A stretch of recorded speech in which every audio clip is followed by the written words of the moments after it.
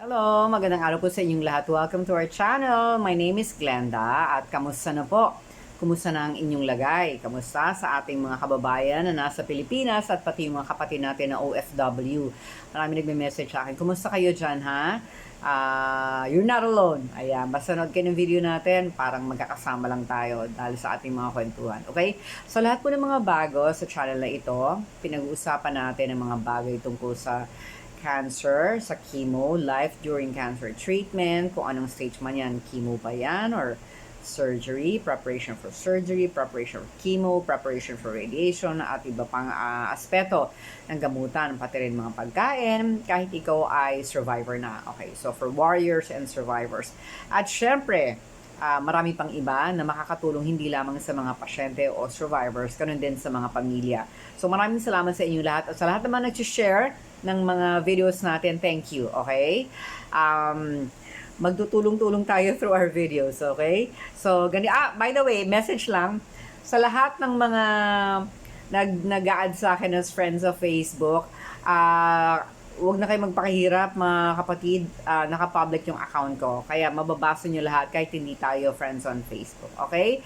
Inopen ko na talaga yan para makita nyo ang mga post ko. Pero syempre, tutok tayo sa ating mga YouTube videos kasi dito, in-depth na papag-usapan natin ng maraming bagay na makakatulong sa ating gamutan. Alright? So ngayon, pag-uusapan natin, ano ba ang mga tamang pagpaplano ngayong taon? Ito ay alam nyo kasi 'di ba pagka na-diagnose ka ng cancer, ang gulo.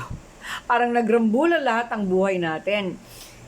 Ito ay parang malaking disruption sa ating plano at hindi naman tayo naturuan sa school. Walang ganitong lesson sa school kung what to do.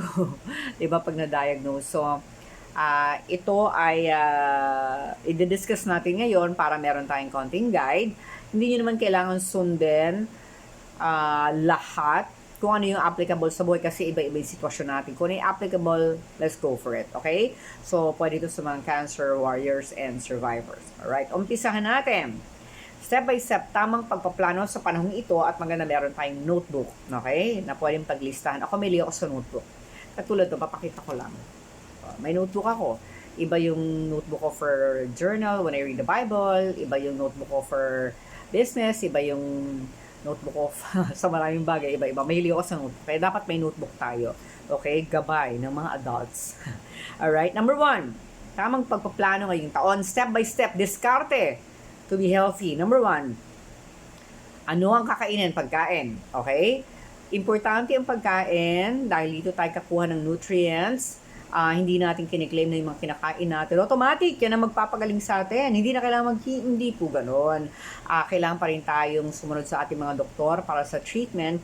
Pero yung pagkain, dahil madalas hindi naman po sila nagbibigay ng, ito kainin mo, ito, gagawa po tayo ng paraan. Ngayon, ako po naturuan din ako ng doktor ko, ito yung mga bawal, nag-research din po ako. So, para sa mga kapatid natin na on chemo ngayon, meron tayo yung unang video ever na pinost ko, mga bawal kainin during chemo, mga bawal at pwedeng kainin during chemo. Hanapin nyo, ililink ko na lang dito para maklik nyo. Okay? So, yun po ay gabay natin.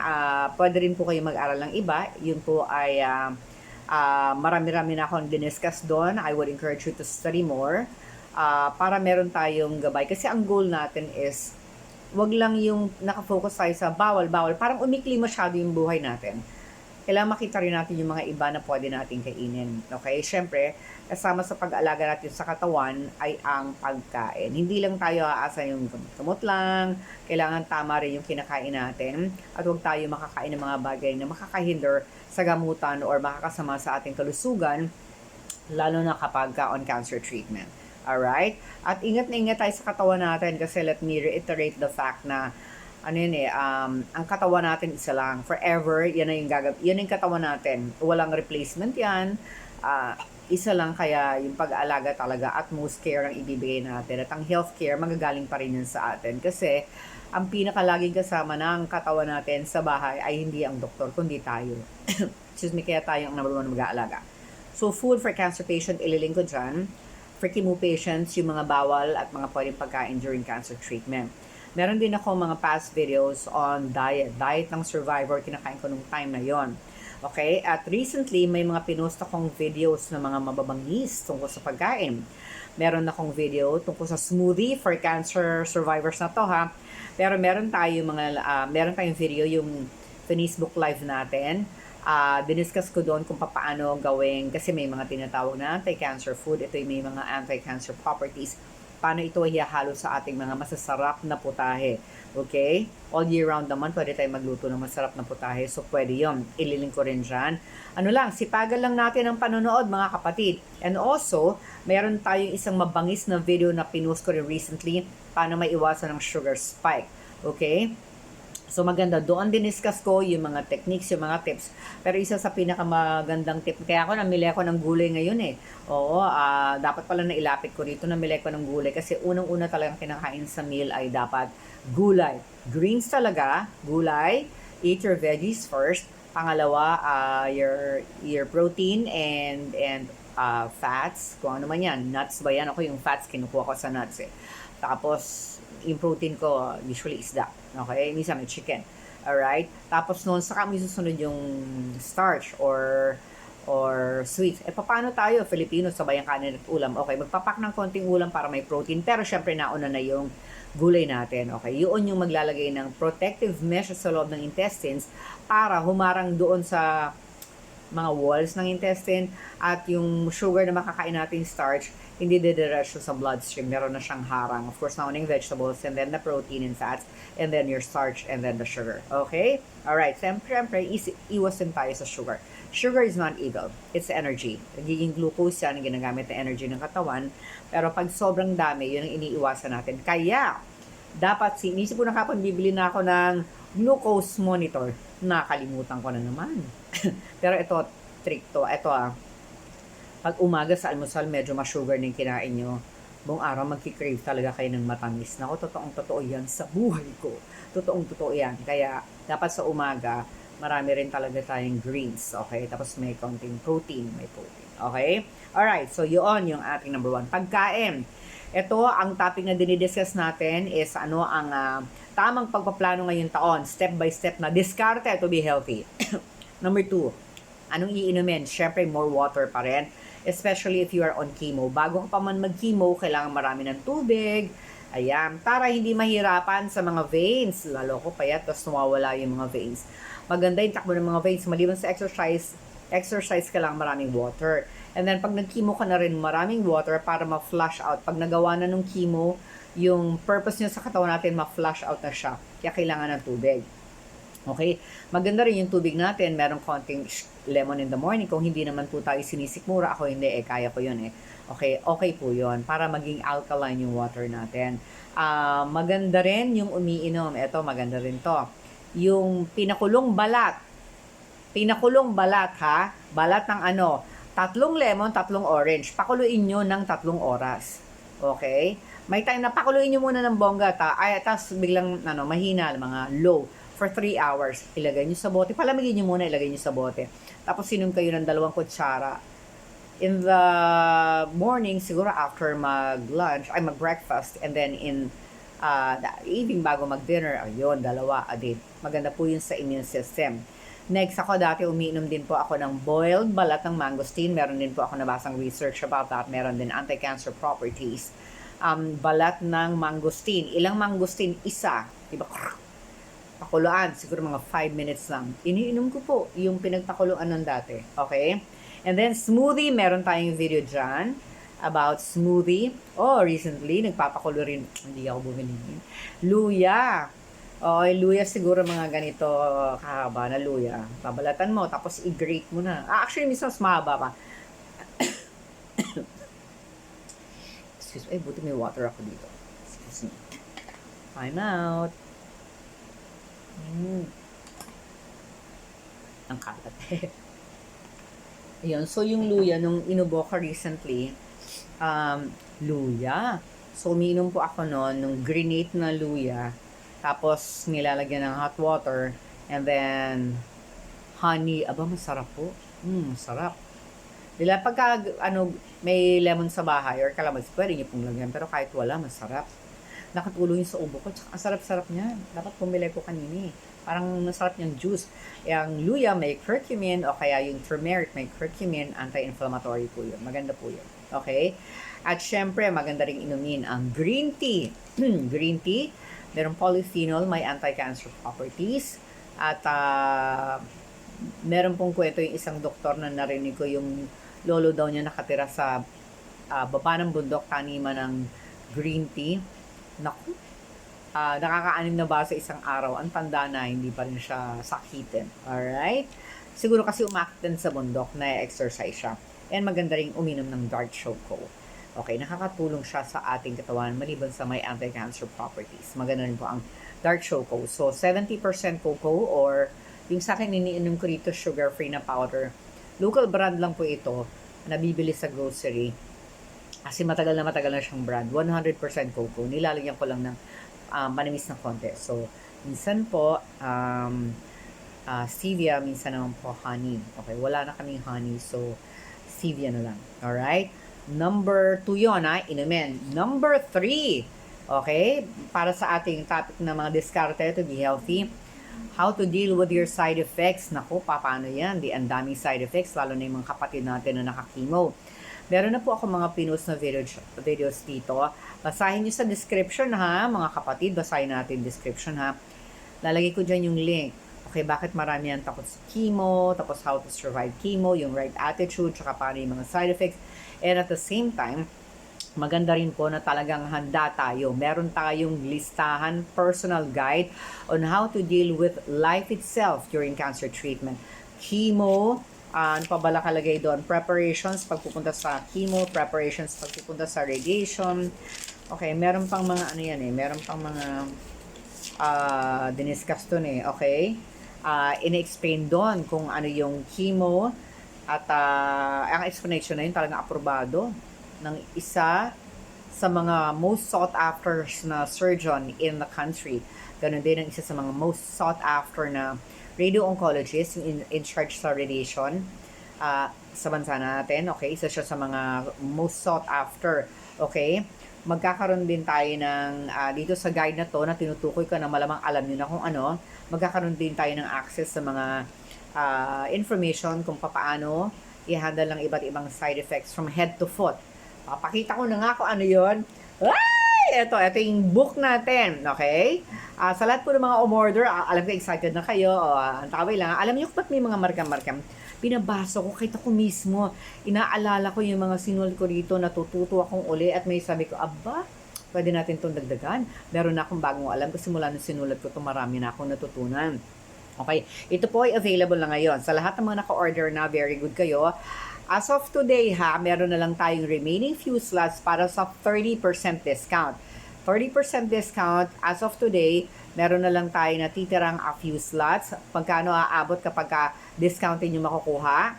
Okay? I think 100, ang original price nito dapat 1,299 or 49 something. Ay, sabi ng consultant kanina, 1,299. 899 pesos lang if you are gonna get the 30% discount. Last few slots na lang So, after watching this video, mag-message na kayo sa akin either sa Facebook page ko o sa Messenger and I'll give you information. Hindi kasama din yung shipping fee Of course, we will take care of the shipping fee. Pero sobrang laki na ng discount niyo. 30%, imagine. Tapos ano pa ba yung mga mababasa nyo dyan? Magkakaroon kayo ng tips kung paano mag-adjust sa mga physical changes. Kasama na ang kuko. Ayan, nalalagas na buhok. Yung kuko nangingitim, paano ba yung gagawin? Paano magpili ng headwear? Paano mag-decide kung anong klase yung bibilin? Ganun. Para nga kayong hinawakan ko sa kamay at ginabayan. Okay, dahil lang kasama nyo ako through this book. By the way, sa lahat po ng mga hindi pa nakakapanood ng video, ang story nga po pala ng inyong lingkod. My case was featured in the World Health Organization Western Pacific Region. Western Pacific Region Facebook page po yata. Okay, so they came here, nag-shooting sila dito sa bahay, tapos po na-feature yung story ng inyong lingkod. Okay? So, yung mga kwento dito ay true to life na mga kwento ko. At ito ay nagkukunti ng mga kwento na mga tama akong ginawa at mali kong ginawa para hindi nyo na magawa. Okay? Kasi time consuming, pag nagkamali ka, minsan gagastos ka pa ng pera, nasaktan ka pa. Alright? At saka, meron dito mga personal na stories na malalaman nyo kapag nabasa nyo na tong librong to. Okay, pwede nyo hawakan. In fact, today may delivery ako. Kilig na kilig ako. May taga-order ng book for me. Niyayakap ko yung libro pag dumarating dito. Tapos nagpapapicture ako, nagpapa-selfie. So, pagka naka-order na kayo ng libro, once you have it, mga before Feb, nasa inyo na yon. Once you have it, pwede nyo siyang hawakan, kasyang-kasya sa bag, basahin nyo when you are in the hospital or bago kayo matulog. May instruction din siya doon sa libro kung paano nyo gagamitin, okay? So, para ko kayong hinawakan sa kamay at maganda, meron kayong personal guide na ganito. Marami pa. I can read a lot. I can tell you more about this book. But maganda kung mabasa nyo ng personal. Still discounted, ha? Maganda po, independent tayo. Of course, hingi tayo ng tulong sa iba, but there are times na kailangan on our own at yan po ini-encourage ko sa inyo, mag-aral po tayo, mag-research po tayo para bago pa man natin kailanganin ng isang information, alam na natin paano pag natanggalin ko, anong gagawin natin, paano kapag nakalbo na, paano yung ganito, paano kapag nagdi-deal na ako ng nade-depress na, pati po yun diniscuss ko kasi itong libro po nito nagko-contain ng information on dealing with life during cancer treatment, not only physically, pero ako nadali ako emotionally. Doon ako talaga nahirapan emotionally kasi emotional po akong tao bilang artist. Tapos nakakimo pa. Tapos psychologically binabangungot ako sa anong gagawin doon at nalaman ko yung isang friend ko binabangungutin siya. Ang konti lang pala namin na binabangungot. Siya nga in exercise pa siya. Sobrang nagulat din ako. So, may share po akong personal story kung ano ang ginawa namin. Kaya tumigil yung mga bangungot. At hindi po lahat nagkakaganoon. Pero may mga kilala ako, grabe din yung nightmares nila. All in this book. Okay? So, kung hindi pa po kayo nakaka-order after watching this video, mag-message kayo kagad sa akin. Okay? And I will guide you. Habang discounted pa tayo, okay? A few slots remaining for the 30% discount. Okay? So, maganda. Meron tayong sariling guide, personal guide, to managing cancer treatment side effects physically, emotionally, psychologically, and spiritually. Alright? Okay. So, next. Nandun na po tayo sa ikatlo, no? Yung po ikatlo natin. How to deal with side effects. Ang topic po natin ay mga tamang diskarte to be healthy, tamang pagpaplano para sa taong ito.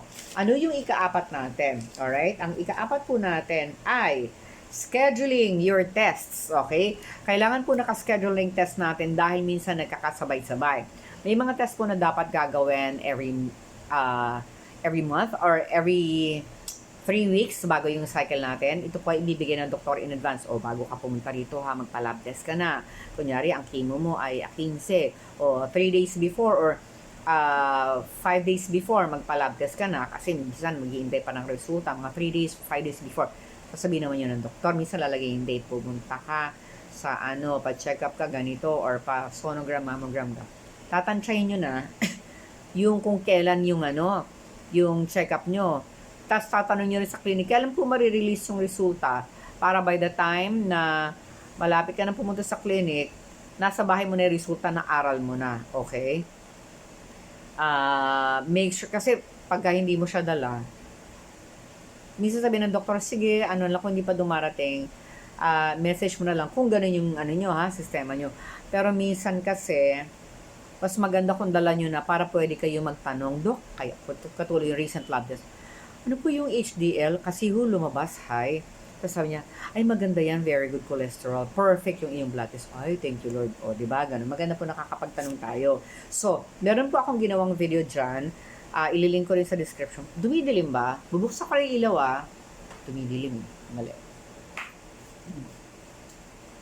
Tcharan! Oh. Ayan. Okay. Lumiwanag na. Okay. Oh, yan. Okay. Sige. Ngayon, meron po akong ililink na video dyan kung ano yung mga test na kailangan nating bantayan for monitoring. Ililink ko po dyan, ha. Mga kapatid, agapan na natin ang pagbasa. Tapos, meron din po akong ginawang video kung paano i-organize ang ating mga paraphernalia, yung mga resulta ng lab test natin para hindi tayo nahihirapan. Ililink ko rin po dyan para mapanood ninyo and you can share it with your friends, especially yung mga bagong diagnosed, para bago sila umpisa, medyo alam na nila kung paano i-organize ang bagay-bagay kasi nakaka-overwhelm. Ang dami. Okay? Maganda rin po ilista nyo yung mga phone numbers naman, kaya dapat may notebook. Ilista nyo yung phone numbers ng mga, kunyari, eto supplier ng generic na na Trust 2 phone number niya. O, diba? Ito, pwede ditong mag-apply ng ng grant o phone number niya or siyang ba mag-i-email. Kailangan may listahan tayong ganun. O, schedule na natin itong mga test na to. Tapos, meron din po tayong mga video dyan kung saan pwedeng humingi ng ng tulong. Actually, if you will go to my page, yung Glenda C. Resurrection, unang-unang makikita nyo po doon, nakapin na post, ay listahan na nga pwedeng hinga ng tulong. Yung iba pong government officials doon ay wala na sa pwesto. But the rest, like yung PhilHealth information, I think it's still the same. At pwede nyo po siyang i-download. Free po yung pinamimigay ko po yun. Nandun po sa sa page ko sa Glenda C. Resurrection on Facebook. Unang-una makikita nyo, pwede nyo pong i-download yun. Alright? So, yung ating number 4, okay? Pag-schedule ng mga test, so pinalaki natin yung mga test na dapat na gawin natin base sa schedule ng doktor na ibibigay. Paano mag-organize ang ating mga lab results at mga documents, hospital documents. And syempre, yung mga link din natin kung saan pwedeng humingi ng tulong. Pero, tsatsagain nga lang po natin ang pilahan, mahal din kasi ang gastusan, hopefully makaipon tayo.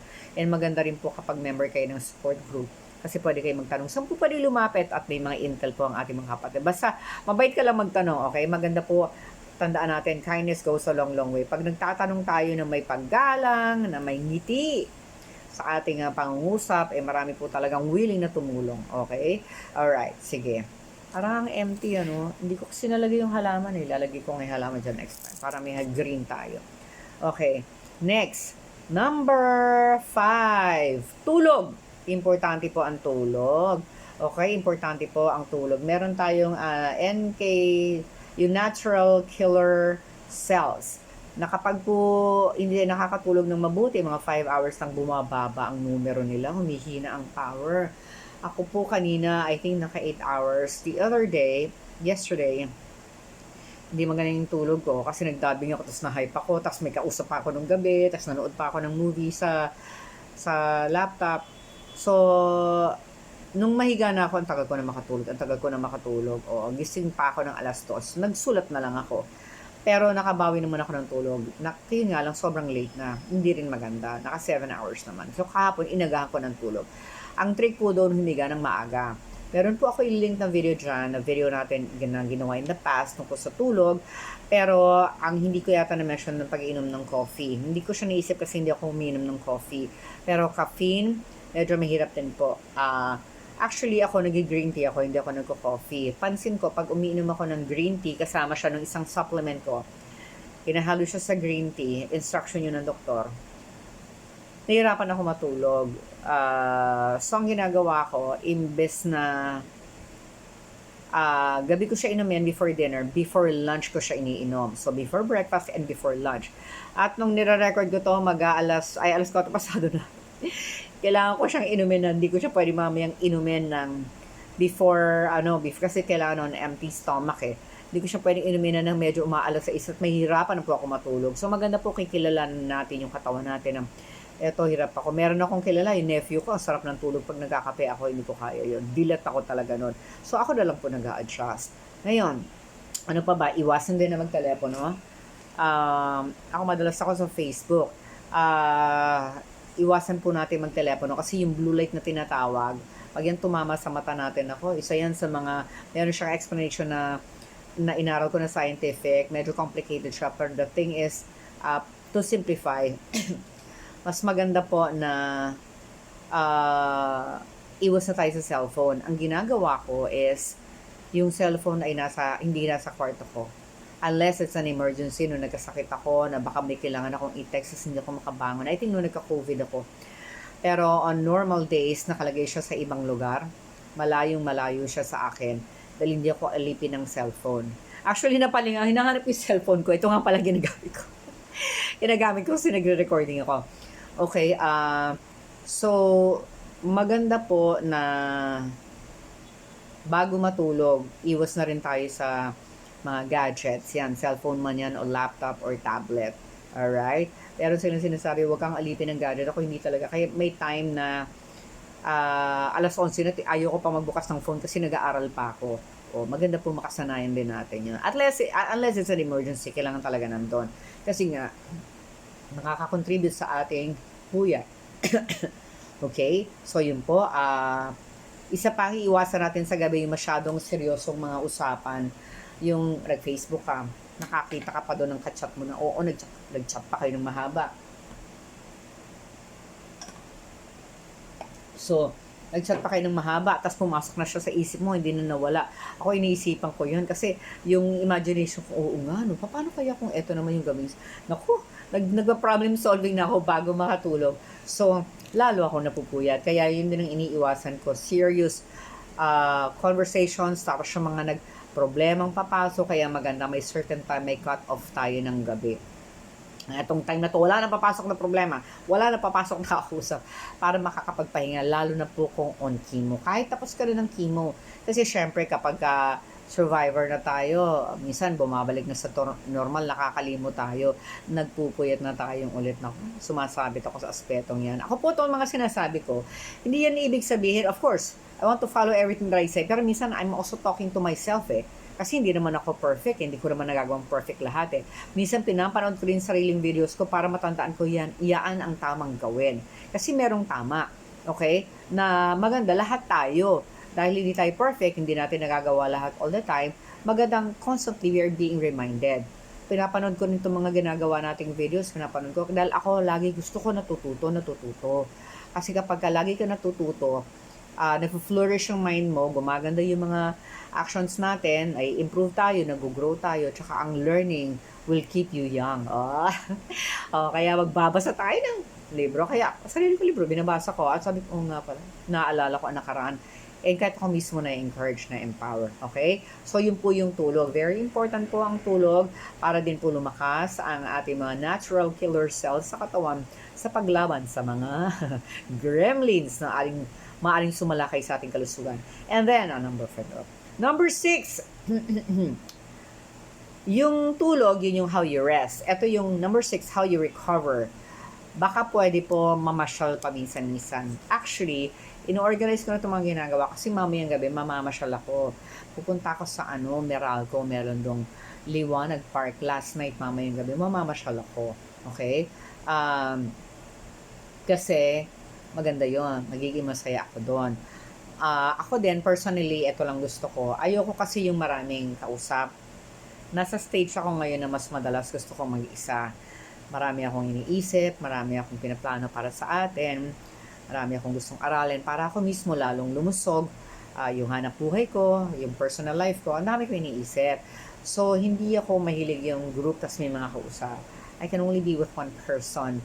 And isa sa mga gusto kong gawin is, at least malang once a week, meron akong kausap pumunta sa ganitong lugar, or yung sasakay kami ng malayo, pupunta kami ng outside of Metro Manila kasi nasa Manila ako ngayon ito yung mga bagay na gusto kong gawin, at usually yung kasama ko na gusto ko is ka-wavelength din para pareho kami halos ng pag-uusapan.